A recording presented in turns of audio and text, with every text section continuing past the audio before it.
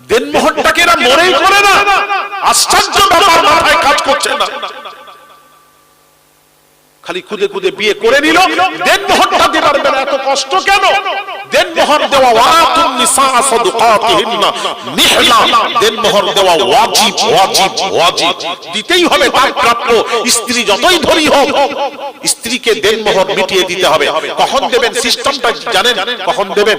স্ত্রীর দেনমোহর দিতে হয়, নিয়ম হলো স্ত্রীকে স্পর্শ করার পূর্বে স্ত্রীর দেনমোহর দিয়ে তারপর তাকে স্পর্শ করো, তার আগে নয়।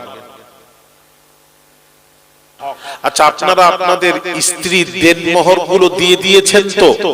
কারা কারা দিয়ে দিয়েছেন হাত তোলেন, হাত তোলেন। যারা দিয়েছেন হাত তোলেন। কেউ দেয়নি? তাহলে হাত তুললেন কেন? কি কথা বুঝতে পারেন? দেনমোহর ও বিয়ের সময় যে দেনমোহর ধার্য হয়েছিল দিয়ে দিয়েছেন তো? কি দিয়েছেন?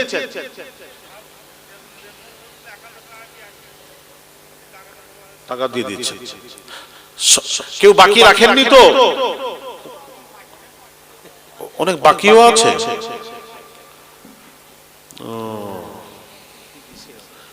বাকি বেশি হবে,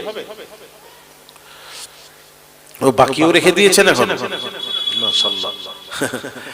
তাহলে একটু মাসলাটা হাদিস শরীফটা নবীজির বলবো তো নাকি? যদি বলেন বলবো তাহলে বলি, না হলে রাগারাগি করবেন না আমার উপর। নবীর হাদিস বললে রাগারাগি করলে কিন্তু আমার মেজাজ গরম হয়ে যাবে। হ্যাঁ হ্যাঁ হ্যাঁ, আমি যদি আমার নিজের মন গড়া কিছু কথা বলি তখন রাগলে অসুবিধা নেই। আর যদি নবীর হাদিস বলি চুপ করে শুনবেন, আর হ্যাঁ বাড়ি থেকে আদায় করে দেবেন, শুনবেন। ভুলটাকে সংশোধন করুন। সংশোধন আমরা না বললে শিখবেন কোথা থেকে? ওই জন্য তো বলছি। তাও আপনাদের অনুমতি নিয়ে বলছি। যদি দেন তাহলে বলি, তাহলে রাখেন, অন্যদিকে চলে যাব। কি করব বলেন? বলবো। হ্যাঁ, মাশাআল্লাহ, অনুমতি পেয়ে গেছি।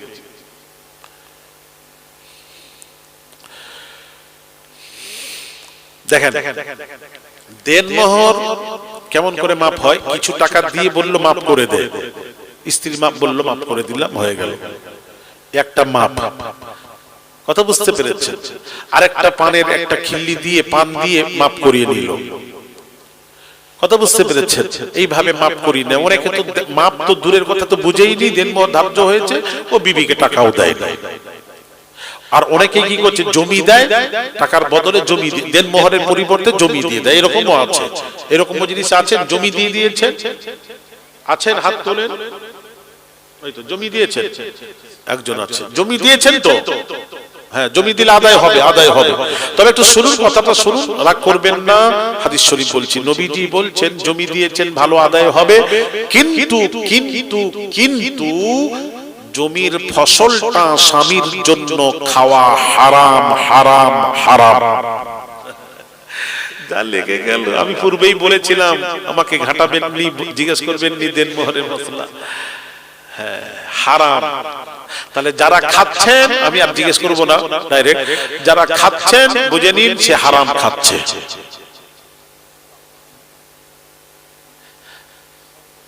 এইবার বলেন কি হবে?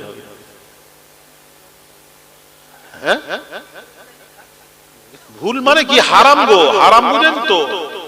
হারাম মানে কি? একদম জমিটা দেওয়া ভুল হয়েছে? ভুল হয়নি, জমির ফসল খাওয়াটা ভুল হয়েছে। ফসল খাবেন না আপনি, জমি দিতে পারেন, ফসল খাওয়া যাবে না, এইটাই বলছি। ফসল খাওয়া স্বামীর জন্য হারাম। টাকা পয়সা খাবে? আরে আপনি খাবেন না বলছি তো, ওটা তো ওর হক স্ত্রীর। আপনি যখন স্ত্রীকে কেমন দিয়েছেন, আমি তো দিয়ে দিলাম, আমাকে একটা মোবাইল দিয়ে দিলেন, ওটা তো আমার। আপনি যখন আমার হয়ে গেল তখন তো আর দাবি রাখতে পারবেন না। আমি মোবাইলটার উপর দাবি রাখতে পারবো না, ওইটাই বোঝাতে যাচ্ছি। সে কি করবে, লিজ দিবে না দিবে, তুমি তার হয়ে লিজ দাও, টাকাটা যা পাবে সব বিবি পাবে। এক টাকা তার থেকে খরচা করতে পারবেন না, পারবেন না। এক টাকা তার থেকে নিয়ে খেতে পারবেন না। হারাম হারাম হারাম। কখন খাবে? খাবেন কখন? আপনি বলবেন না খাবো না, ওটা তোর। আমি খাবো না, তোর প্রাপ্য, তোর হক নষ্ট করব না।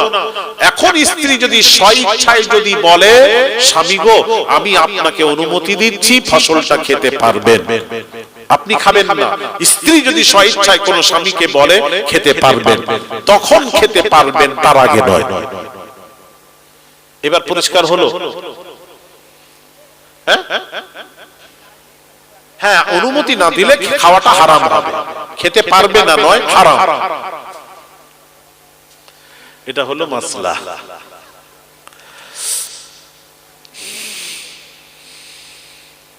আবার এই ওয়াজ শুনে আবার বলবেন না আপনি যে বিবি হুজুর বলেছেন ওয়াজ শুনেছি, তবে তুমি যদি না বল অনুমতি না দিলে কিন্তু আমি খেতে পারবো না, এটাও বলা যাবে না। এটাও বলে দিই। ইমামে আযম আবু হানিফা কি বলেছে জানেন? ইমামে আযম আবু হানিফা হুজুর বলছেন, মাসলাটা শুনুন, জুমার দিনের মাসলা কি বলছেন? ইদা খারাজাল ইমামু ইয়াউমাল জুমআতি তারাকান নাসুস সালাতা ওয়াল কালামা হাত্তা ইয়াফরুগু মিন খুতবাতিহি। ইমামে আযম আবু হানিফা হুজুর বলেছেন, যখন জুমার দিন খুতবা শুরু হয়ে যায়, আপনারা কেউ নামাজিরা তখন গিয়ে খবরদার নতুন করে নিয়ত করবেন না, নামাজের নিয়ত বাঁধবেন না। তারাকান নাসুস সালাত, নামাজ ছেড়ে দাও, কোনো নামাজ পড়া যাবে না, ওই খুতবার সময় নামাজ পড়া যাবে না। খুতবা যখন ইমাম সাহেব দেয়, ফারিস্তা কলম লেখা বন্ধ করে বাবাজি ইমামের খুতবা শোনাটা ওয়াজিব বাবা, তখন কোনো নামাজ পড়া যাবে না। তারাকান নাসুস সালাত, নামাজ ছেড়ে দাও, ওয়াল কালাম, কথা বলা যাবে না, তেলাওয়াত করা যাবে না, দুরূদ পড়া যাবে না। কারণ হলো যোহরের নামাজ ফরজ নামাজ হলো 4 রাকাত, আর জুম্মার 2 রাকাত, খুতবাটাও 2 রাকাতের মধ্যে শামিল হয়েছে। আর তাহিয়াতের যেভাবে বসে ওইভাবে বসবেন। খুতবার সময় বাবাজি চাঁদা হয়, দিবাতে চাঁদা হয় জুমার দিন। খুতবা চলাকালীন আপনি দিবাটা খবরদার ছাড়বেন না, তার আগে চাঁদাটা করে দেবেন। বুঝতে পারছেন? চাঁদা যা করবেন তারপরে করুন, নাহলে আগে করুন। খুতবা চলাকালীন কোনো চাঁদা করা যাবে না, ডিব্বা বাড়ানো যাবে না, এদিক ওদিক তাকানো যাবে না। চুপ করে বসে খুতবা শুনুন। কেউ কথা বলছে, দুরূদ পড়া যাবে না, সে সময় দুরূদও পড়া যাবে না, জানেন? দুরূদ পড়া যাবে না। হ্যাঁ, এবার কেউ কথা বলছে, অনেকে কি করে জানেন? অনেকে বলে এই চুপ কর, কথা বলা যাবে না জুমার দিন, চুপ কর, ও তো কথা বললো। আরে ও তো বললো চুপ কর, মানে তুমি তো বললে, ওটাও বলা যাবে না। একজন কথা বলছে তাকে চুপ কর, এটাও বলা যাবে না। তদ্রূপ স্ত্রীকে গিয়ে বলবেন না যে তুই যদি ক্ষমা করিস তবে ক্ষমা হবে, নচেত তুই যদি বলিস খেতে পারো তবে খাবো, নচেত খেতে পারবো না। তখন স্ত্রী তো স্বাভাবিক বলবে না, তাহলে খান, অনুমতি দিলাম। একটু টেনে বললো হবে না। আমি কি বললাম ভালো করে বুঝবেন। স্বইচ্ছা আপনি তো পরিষ্কার বলবেন না খাবো না, ওটা তোমার, পরিষ্কার প্রথম থেকেই বলবেন। তারপর যদি জোর করে কোনো স্ত্রী স্বইচ্ছায় যদি বলে আমি খুশি করে বলছি স্বামী গো আপনি খাবেন, তখন খাবেন, তার আগে নয়। 2 নম্বর হলো বাবাজি যারা মাফ করিয়ে দিয়েছে মাফ হবে না।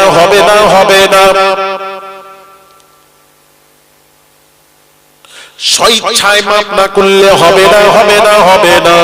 বাবাজি যারা মাফ করিয়ে নিয়েছেন তাদের হবে না, আপনি করিয়েছেন হবে না। তো স্ত্রী স্বইচ্ছায় দেয় না, স্বইচ্ছায় তো মাফ করেন আপনি, বলার পর সে বলল আচ্ছা মাফ, স্বইচ্ছায় হলো না, মাফ হবে না। এইভাবে যদি আপনি দেনমোহর যদি না দিয়ে বিবির সাথে মেলামেশা করেন, আল্লাহর নবীর হাদিসটা শুনুন। নবীজি বলছেন লাকিয়াল্লাহু ইয়াউমাল কিয়ামাতি ওয়া হুয়া জানির। এই আল্লাহর নবী বলেন ওই অবস্থায় কোনো স্বামী যদি মারা যায় ওই স্বামীটাকে কিয়ামতের দিন জিনাকারীর কাতারে তাকে দাঁড় করানো হবে। যারা ব্যভিচার জিনা করেছে তাদের একটা লাইন হবে, সাফ হবে, সেই সাফে তাকে দাঁড় করানো হবে যে দেনমোহর নিজের তরফ থেকে মাফ করিয়ে নিয়েছে অথবা দেয় না, সে জিনাকারীর কাতারে তাকে দাঁড়াবে, দাঁড় করানো হবে।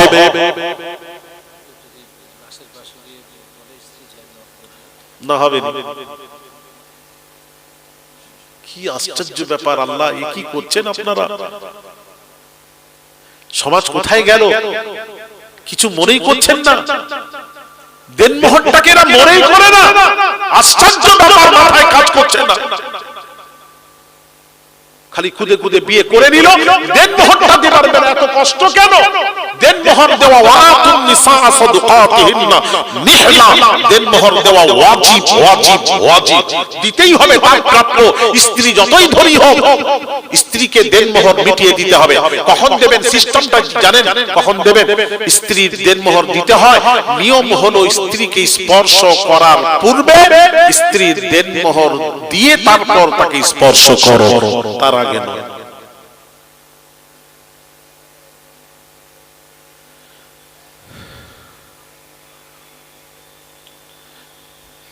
আচ্ছা, আমরা হলাম আদম সন্তান। আদম সন্তান আমরা হালালি সন্তান না হারামি সন্তান? উত্তর দেবে।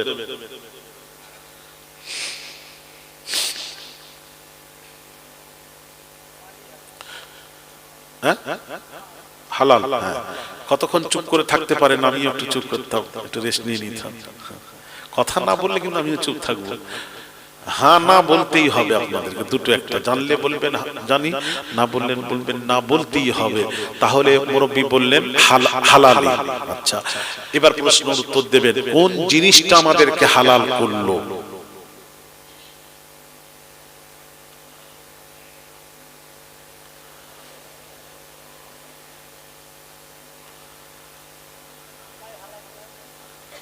আল্লাহ করেছে কোন জিনিসটা? যেমন দেনমোহর দিলে তারপর স্পর্শ করো, মানে টাকা, যে টাকাটা 10,000 5,000 যে টাকাটা দেনমোহর ধার্য হয়েছে, টাকাটা দিলে তারপর হালাল। আল্লাহ তো হালাল করলো, কিভাবে কোন জিনিসের পরিবর্তে হালাল করলো? ওইটাই বলতো। আদম সন্তান যে হালাল হলো কোন জিনিসের পরিবর্তে?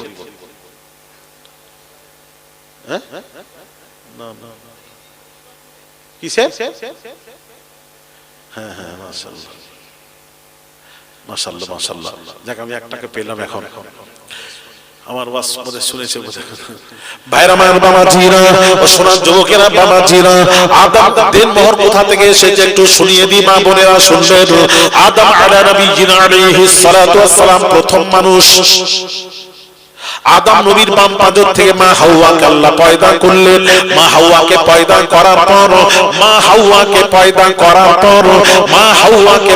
করার পর বাবাজি, এবার আদম নবী হাওয়াকে স্পর্শ করতে যাচ্ছেন। আল্লাহ বললেন, কিফ, দাঁড়িয়ে যাও আদম। হাওয়াকে স্পর্শ করার পূর্বে হাওয়ার দেনমোহর আদায় করে দাও, করে দাও, করে দাও। যদি দেনমোহর আদায় না করো, তোমার সন্তান হালাল সন্তান হবে না। সন্তান হালাল হবে না, হারাম হয়ে যাবে। সন্তানকে হালাল বানাও, হালাল বানাতে গেলে দেনমোহর দাও। আল্লাহ আদম নবীকে বলছেন দেনমোহর দিতে। আদম নবী কি দেনমোহর দিয়েছেন আজকে একটু শুনিয়ে দিই বাবা। ভাইরামার বাবাজিরা ও সোনার যুবকেরা, বাবাজিরা, আদম আলা নবিয়িনা আলাইহিস সালাতু ওয়াস সালাম এইবার খুঁজছেন দেনমোহর কি দেওয়া যায়। কোন বস্তু পেলেন না। আদম নবী তখন কি করলেন? আল্লাহ রাব্বুল আলামিনকে বলেন, মাবুদ, দেওয়ার মতো কোনো বস্তু পাচ্ছি না। আল্লাহ পাক বললেন, এ আদম শোনো, তুমি এক কাজ করো, আখিরি জামানার পয়গম্বর আমি আল্লাহ যাকে রাসূল হিসেবে গ্রহণ করে নিয়েছি, ওই আখিরি জামানার পয়গম্বর নবী মুহাম্মদুর রাসূলুল্লাহ সাল্লাল্লাহু আলাইহি ওয়াসাল্লামের উপর 20 বার দুরূদ শরীফ পড়ে নাও। ওটাই তোমার মোহরানা হিসেবে আমি আল্লাহ গ্রহণ করে নেব। আদম নবীরও দেনমোহর ছিল, ওখান থেকে দেনমোহর শুরু হয়েছে।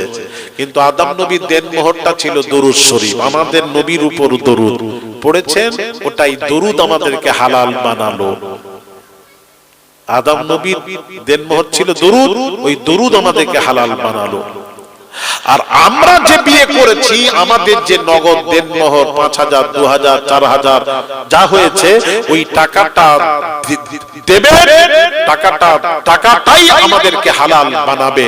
টাকাটা দিয়ে তাকে স্পর্শ করুন, স্পর্শ করুন, স্পর্শ করুন। আর যদি মাপ করিয়ে নিয়েছেন, মাপ হবে না। এই জন্য কি বলছে, মরে এখন স্ত্রী মারা গেছে, এখন মারা গেছে, স্ত্রীর কবরের কাছে গিয়ে মাপ চাইলেও মাপ হবে না, হবে না, হবে না। তাহলে প্রশ্ন, কি করে মাপ হবে? কি রাস্তা আছে? আমি রাস্তার, আপনারা প্রশ্ন যখন করেননি রাখলাম, পরে আবার হবে ইনশাআল্লাহ।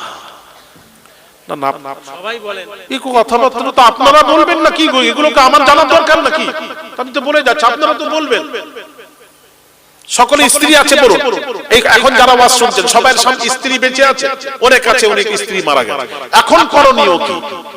এগুলি জানবেন না, আপনারা জানবেন না। আমি জোর করে কি গালে তুলে দেব না?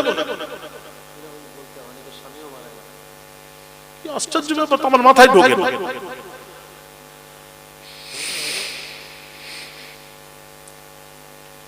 বলেন কি বলছেন?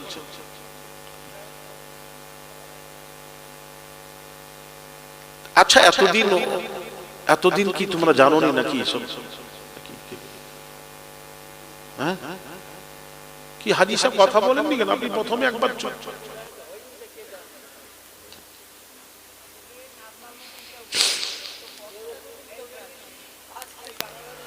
না না, এগুলো জানার দরকার আছে কিনা বলুন, আপনারা বলুন। এগুলো তো ছেলে খেলা নয়।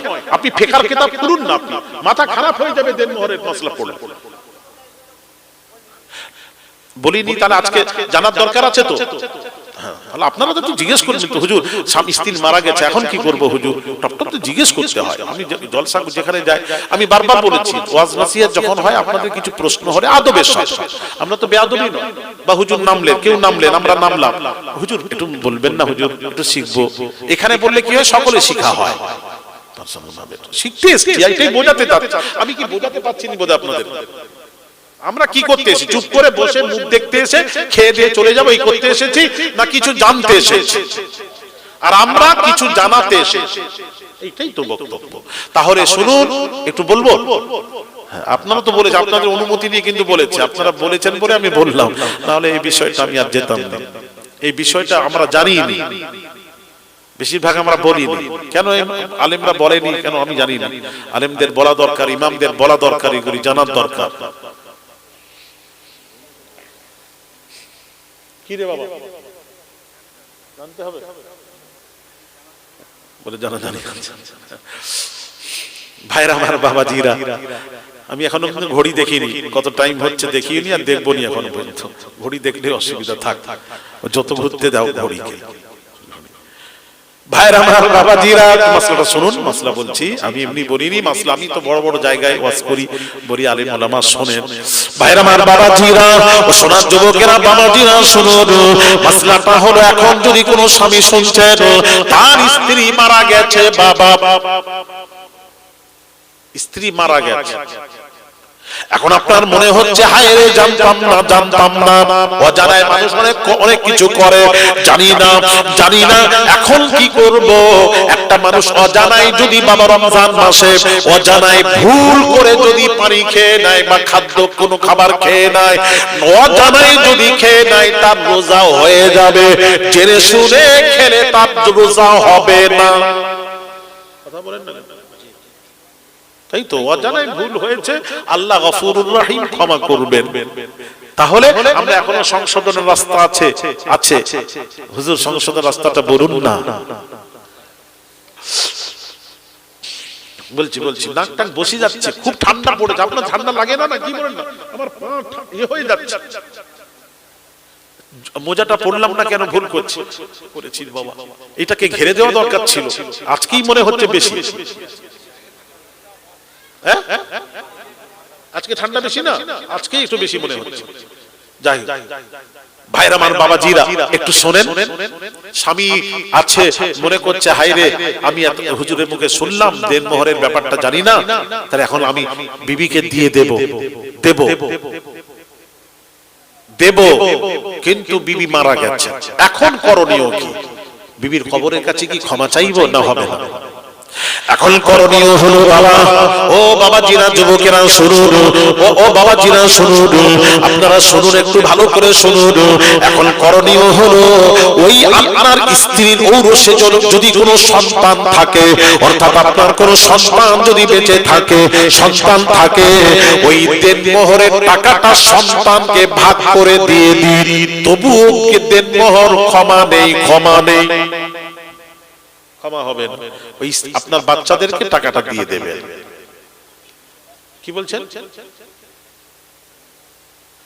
আর কোনো প্রশ্ন নেই তো? ও আচ্ছা আচ্ছা, হ্যাঁ কি বলছেন? ও আমরা মুখ ঢেকে কথা বলে কেন? ওর যত ঠান্ডা ওকেই লেগেছে। আল্লাহ কম্বল টম্বল সব নিয়ে এসছে, তবুও যেন মুখ ঢেকে, মানে আমার মনে হয় করুণার বেশি ভয় করে। ও বলছে বাবা আমি করুণার থেকে আমি বাঁচবো। আচ্ছা হ্যাঁ, কি বলছো বলো?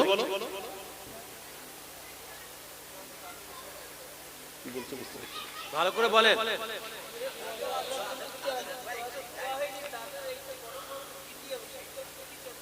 বলছি এখন যারা মারা গেছে তারটা হোক না, মরে গেছে, এখন কি করবেন? তার ছেলে যদি থাকে, ওই স্ত্রীর কোনো সন্তান থাকে, ওই ঔরসে আপনি ওই টাকাটা দেনমোহরের টাকাটা ভাগ করে ফারাইজ অনুযায়ী ভাগ করে দিয়ে দেবেন। মেয়ে থাকলে মেয়েকে দেবেন, ছেলে থাকলে ছেলেকে দেবেন। মেয়ে পাবে 1 আনা, ছেলে পাবে 2 আনা, ভাগ করে ফারাইজ অনুযায়ী ভাগ করে দিয়ে দেবেন, মাপ নেই। এবার প্রশ্ন, হ্যাঁ স্বামী বেঁচে থাকলে স্বামী দেবে ছেলেদের। এইবার প্রশ্ন হবে, ছেলে যদি না থাকে? ছেলে থাকলে তো দেব, ছেলে যদি না থাকে মেয়েকে দেবেন, মেয়ে যদি না থাকে? প্রশ্ন কি বলছে? হ্যাঁ হ্যাঁ ওইটা বলছে, ছেলে মেয়ে না থাকলে এখন এই টাকাটা কোনো মসজিদ, মাদ্রাসায়, জলসায় খবরদার ভুলে দেবেন না, হবে না যেটা বলছি। বা আমার কথা যদি ভালো না লাগে, মনে না লাগে, ভালো আলেমকে গিয়ে জিজ্ঞেস করে নেবেন, করে নিয়ে আমল করবেন, এটাই বলছি। বুঝবেন না, মাপ হবে না। স্ত্রী মারা গেছে, স্ত্রীর কোনো সন্তান, ছেলে মেয়ে কেউ নেই, তখন কি করবেন? আপনার স্ত্রীর নিকটতম আত্মীয় যে হবে, ওই আত্মীয়কে দেনমোহর টাকাটা দিয়ে দিতে হবে, তবুও মাপ নেই।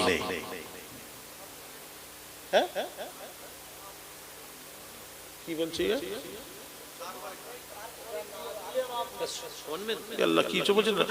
আর আত্মীয়কে দিতে হবে, মানে তোমার স্ত্রীর বোন, মানে তোমার খালা, কথা বুঝতে পেরেছো? তোমার মামা থাকে, হ্যাঁ স্ত্রীর কেউ রক্ত নিকটতম যে থাকবে, তাদের মধ্যে যে নিকটতম থাকবে তাকে দিয়ে দেবে, তারপরও দেনমোহর মাপ নেই। এবার যাদের স্ত্রী আছে তাদেরকে বলবো, আপনারা আজকে আর নয়, মাপ টাপ নয়, হবে না, শোনা, আপনারা টাকাটা দিয়ে দেবেন, সব টাকাটা দিয়ে দেবেন, দেনমোহরের টাকাটা তারা দেবেন। এটা নিয়ম হচ্ছে, তারা নেবে, তার থেকে ছাগল একটা বকরি কিনবে, মোরগ কিনবে, পুষবে, তার থেকে 2টো ছাগল করবে, 2টো বকরি হবে, কিছু পয়সা জমাবে, তার মনে হবে জলসা হচ্ছে, আমার বাপ মরে গেছেন, মা মরে গেছেন, আমি আমার টাকা থেকে ইসালে সওয়াবে বাপ মায়ের রুহের মাগফিরাতের উদ্দেশ্যে কিছু দান করব, কিছু মন চাইবে নিজের, সে নিজের টাকা থেকে সে খরচা করবে। ওই টাকার উপর স্বামীর কোনো দাবি থাকবে না, থাকবে না, থাকবে না। ওই টাকা থেকে স্বামীর বিপদে পড়লো, ওই স্ত্রী ওই টাকা থেকে আবার স্বামীকে ডাক্তার দেখাবে, চিকিৎসা করবে, ও কি রেখে দিবে? আপনাকে দেখবে না? আপনার জন্য আপনাকেও দেখবে। মাশাআল্লাহ, তাকবীর দেন, নারে তাকবীর, আরো জোরে নারে তাকবীর, নারে রিসালাত, পীরজাদা হুজুর কিবলা।